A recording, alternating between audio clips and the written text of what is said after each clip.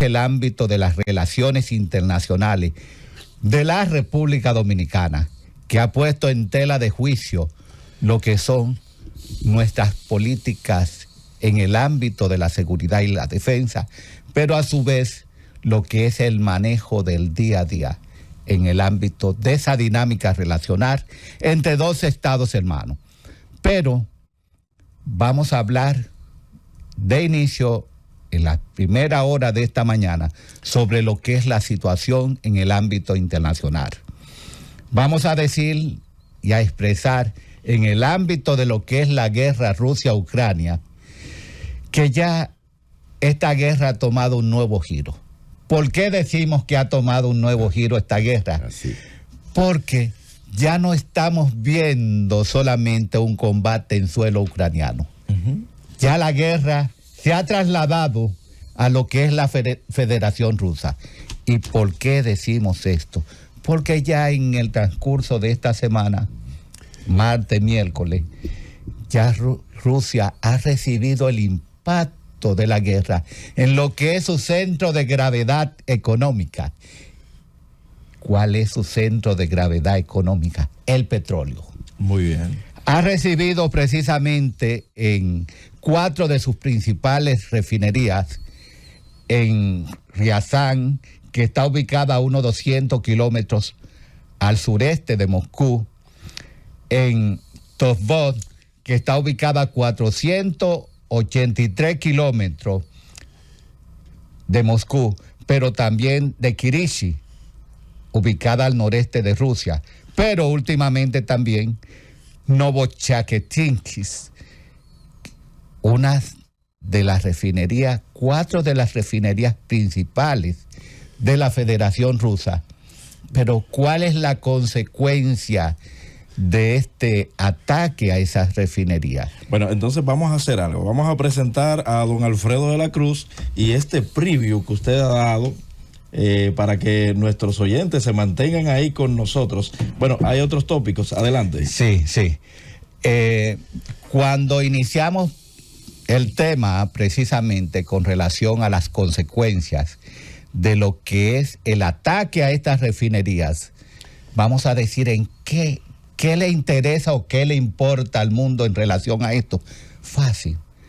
Se va a disparar el precio de lo que es el petróleo, que se ha disparado ya en un 4% sobre lo que es el petróleo base de referencia, el Brent. Pero no solo eso, que va a disparar lo que es la inflación en los diferentes estados que importan ese combustible, ya sea a través del mar, de ese petróleo de la sombra, el petróleo ruso de la sombra, como le llaman, que es una forma de aligerar lo que es el precio de los combustibles.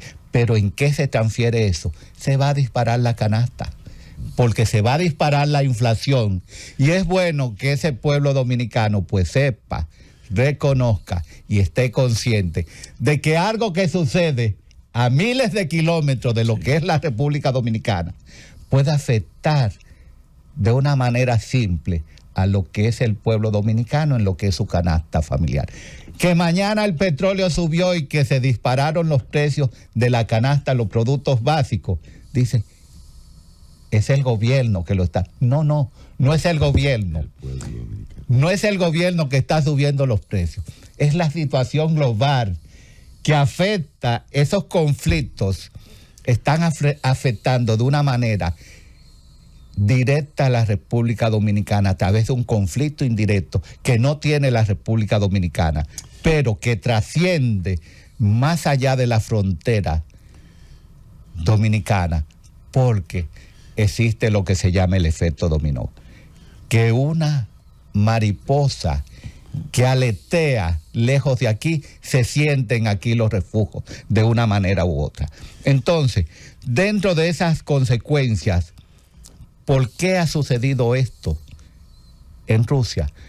Porque Ucrania tiene que balancear de una manera u otra los riesgos y la amenaza en su territorio y socavar lo que es la fortaleza de la Federación Rusa, atacando sus centros de gravedad, su centro de productividad, para mermar su capacidad de lucha y, sobre todo, su capacidad de adquisición de material bélico para usarlo en suelo ucraniano. Entonces, cuando hablamos de la guerra, y lo habíamos conversado aquí en programas anteriores, nos referíamos que la guerra es como un ser vivo, tiene vida propia, porque nace, crece y muere. Ahora, antes de su muerte, se lleva por delante todo lo que encuentra. Y la guerra, que como decía este gran pensador del ámbito estratégico, Carl von Clausewitz, la guerra no es más que la continuación de la política, pero por otros medios.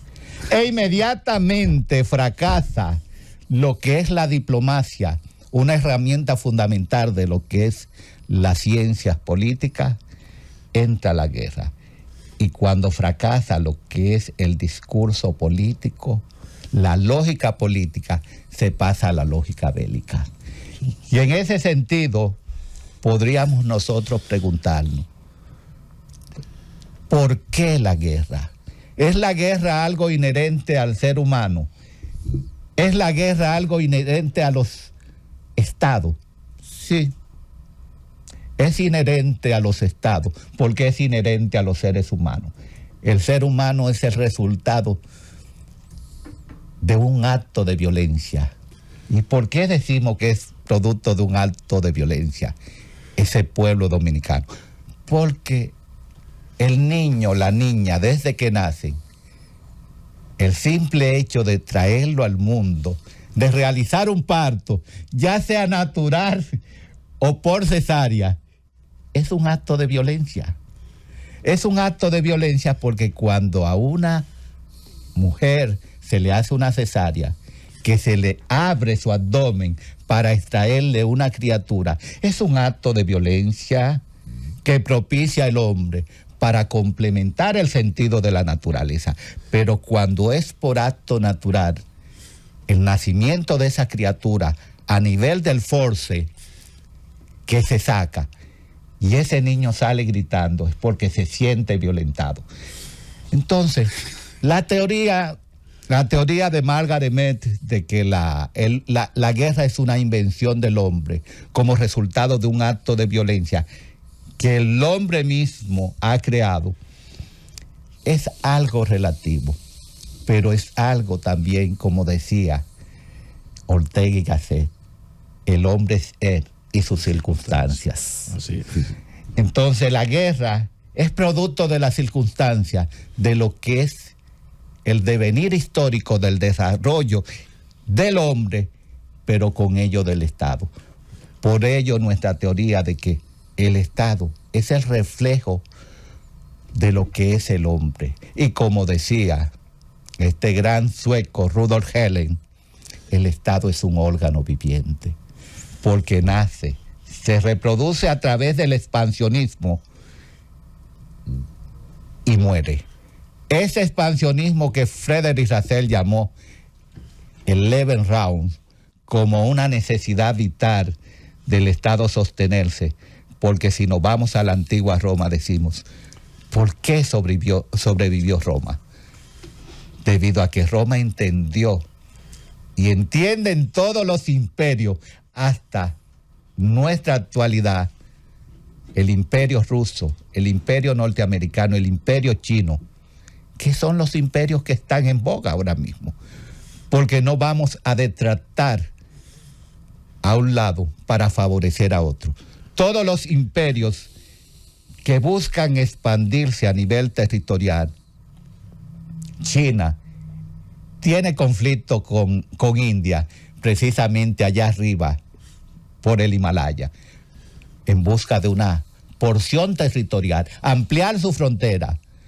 Pero igualmente con Bután se anexionó al Tíbet y se ha ido anexionando una serie de regiones que le quedaban circundantes, pero lo mismo ha hecho Rusia. Y lo último que vemos, Ucrania, que como ya hemos hablado en reiteradas ocasiones sobre el conflicto ruso-Ucrania, nos damos cuenta que ya esa guerra que comenzó como un pasatiempo de 1 a 2 semanas, ya está en su segundo año y se va a extender a un tercero. Y no solo eso, que no solo se está viviendo en Ucrania, como decimos, se está viviendo en la Federación Rusa como resultado de que la guerra sabes cómo la comienza, pero no sabe cómo la termina. Y el que está dispuesto a llevar la guerra a un lugar debe estar dispuesto a recibir la guerra en su propio patio. Así es. Nada es por casualidad. Y ¿podrá esto involucrar a otros estados, a otros pueblos, a otras naciones? Sí, va a involucrar, porque ya estamos hablando de una retórica dentro del ámbito de la retórica bélica, de la posibilidad de que la OTAN se inmiscuya en lo que es este conflicto, donde Macron ha endurecido su discurso hacia el presidente Vladimir Putin, porque no vamos a decir hacia la Federación Rusa, porque ya es algo personalizado. Que lo elige, tengo en elecciones. No, él ganó las elecciones. Vladimir Putin ganó las elecciones desde antes de realizarlas. Y según Putin, este ataque precisamente a los territorios rusos es una forma de distorsionar lo que es el proceso electivo, pero también a su vez es una forma de denotar la incapacidad que ha tenido Ucrania para proteger o defenderse en lo que son las líneas del frente de batalla. Pero de alguna manera hay que balancear lo que es el termómetro del campo bélico. Pero estos ataques, es bueno que ese público que nos sigue a través de este estelar programa, Los Sabios en la Z, hasta dónde ha llegado este ataque. Ha llegado prácticamente hasta las proximidades de las fronteras con Finlandia. Un dron se ha extendido allá a Leningrado, próximo a la frontera de Finlandia. Entonces, ya de hecho, el presidente Putin, después de sentir que la OTAN está tan próximo a lo que es el territorio ruso, ha designado 3 divisiones con la frontera de Finlandia. ¿Qué representan 3 divisiones? Más o menos 15,000 hombres. 15,000 hombres dispuestos en esa frontera entre la Federación Rusia y Finlandia. ¿Qué indica esta disposición de este efectivo con una capacidad que incluso comentó que iba a tener una capacidad nuclear? Ya esto es una amenaza. Ya esto es una amenaza, no una advertencia, sino una amenaza para el mundo, porque el primero que se atreva a lanzar una bomba nuclear ya está confabulándose con lo que podría ser una tercera guerra mundial. Ya una cuarta, no diríamos cómo sería, porque según algunos autores sería con piedra y palo. Si es que quedan piedras y si es que quedan palos. Entonces, la situación ahora mismo está difícil, producto de que no sabemos dónde vaya a llegar este conflicto Rusia-Ucrania, pero nos trasladamos a un escenario que no es virtual, que es real, que a don Bienvenido le encanta que se trate, que es el escenario de Medio Oriente, del conflicto Israel-Hamás, pero que no solo implica a Israel y a Hamás, sino otros grupos proxys, que entiéndase, llamamos grupos proxys, aquellos grupos que son subvencionados por una potencia regional, que es nada más y nada menos que Irán. Esos grupos proxys que jamás, precisamente, que surgió con el control de esa franja de Gaza en el 2007, después que se celebraran unas elecciones en el año 2006, dispuestas por los Estados Unidos, y que Hamás prácticamente es un pichón creado y alimentado por Israel. Es una de las grandes críticas que se le hace a Israel. Israel, contar de desbalancear al grupo Fatah, ha creado precisamente ese pequeño monstruo regional. Entonces, ese problema en el Medio Oriente, precisamente aquí en la Franja de Gaza, nosotros nos preguntamos, y ese público que nos sigue a través de la Z101 en esta su edición especial, Los Sabios en la Z, se pregunta, ¿y de dónde surge ese conflicto? ¿Por qué surge ese conflicto? Cada historiador, cada narrador tiene su propia narrativa, valga la redundancia, porque el que lo quiera ver de un color, le va a dar ese color, y el que lo quiera ver de otro, le va a dar otro color. Entonces, nosotros podríamos remontarnos al año 135 después de Cristo, con el emperador Adriano, ¿verdad, Juan? Correcto. Con ese emperador Adriano que creó precisamente después del conflicto y la rebelión de Simón Bar Kokhba, la rebelión Bar Kokhba. Simón, que es bueno hablar de historia y decirle a ese público, Simón era el Mesías que esperaban los judíos. El Mesías. Porque el Mesías para ellos es un guerrero, alguien que venga a apoyar sobre las necesidades del pueblo, pero desde un punto de vista bélico, no religioso. Y por eso no se reconoció precisamente la figura de Jesús, que Jesús lo que fue a llevar un sistema de armonía y de organización al Estado a través de la fe y del amor. Pacificador.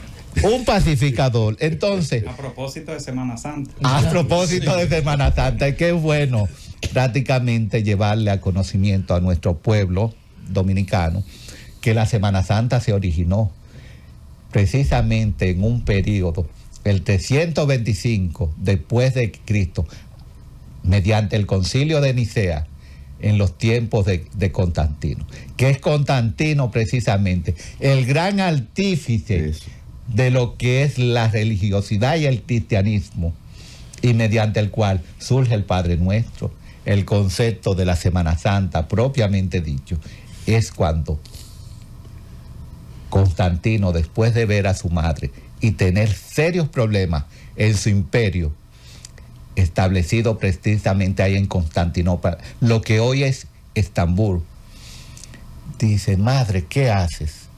Dice, estoy orando, estoy rezando.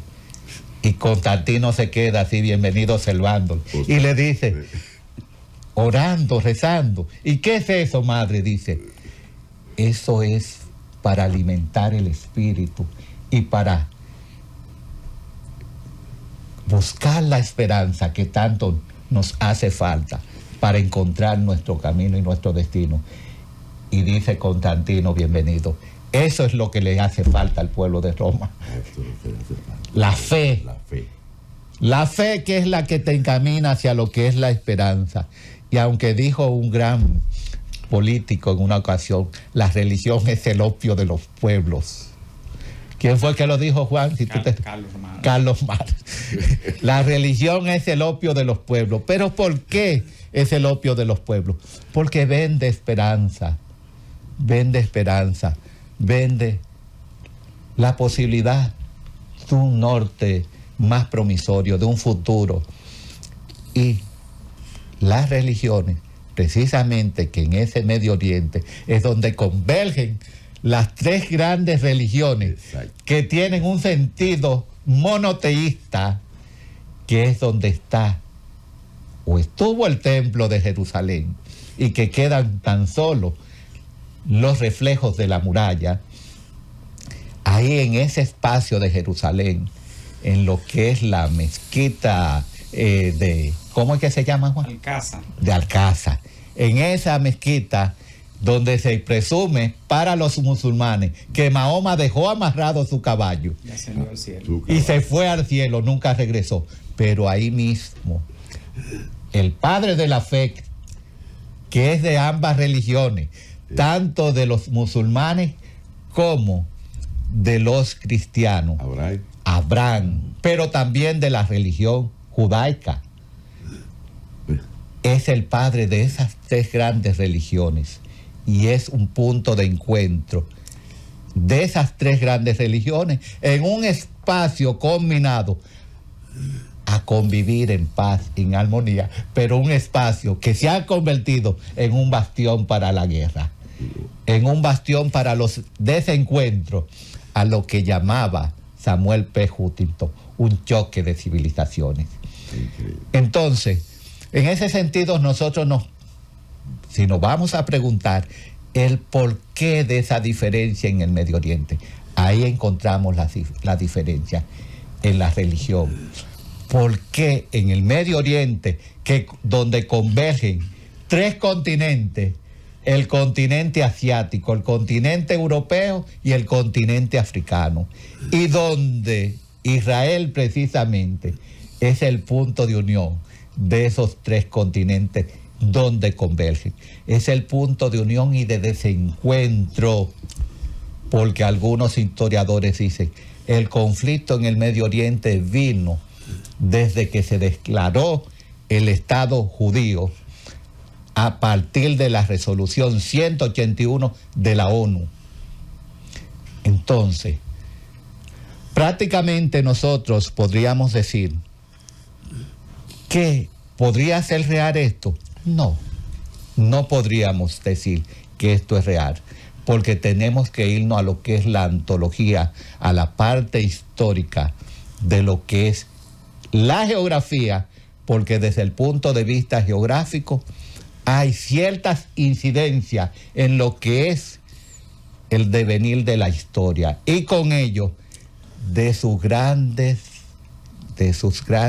mártires y héroes, que son los que han dado sentido a lo que es lo que tenemos en el día de hoy.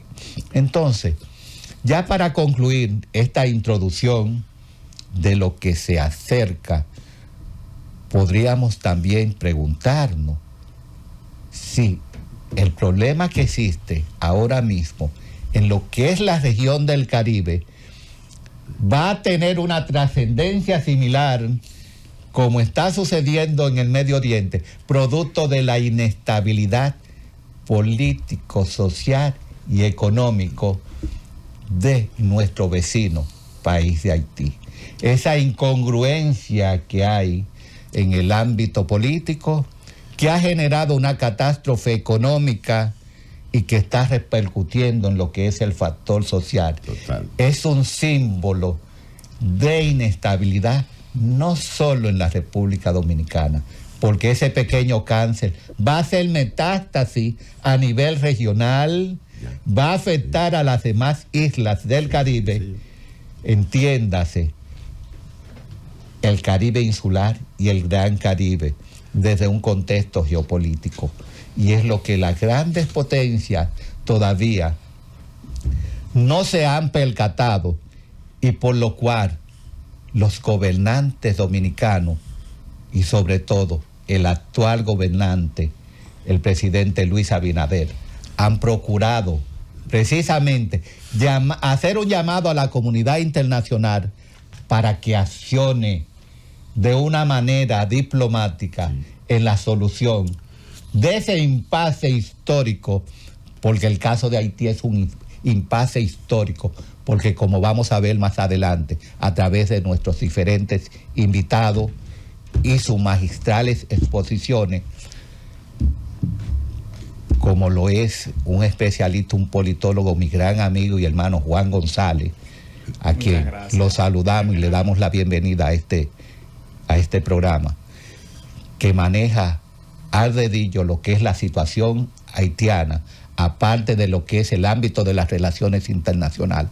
Alfredo de la Cruz, que es un gran politólogo y analista internacional, que nos va a tratar también sobre los conflictos internacionales, pero sobre todo nos va a abrir una nueva brecha a lo que es una visión sobre lo que es Haití. Pero tenemos dos invitados más de lujo que lo estamos esperando, como el mayor general retirado José Miguel Ángel Soto Jiménez, que es un apasionado de lo que es el tema haitiano, que cuando lo invitamos a este programa me dice, ¿de qué vamos a hablar, Cordero? Digo yo, de un tema que a usted le encanta. Dice, de Haití, digo, de Haití. Es un tema obligado.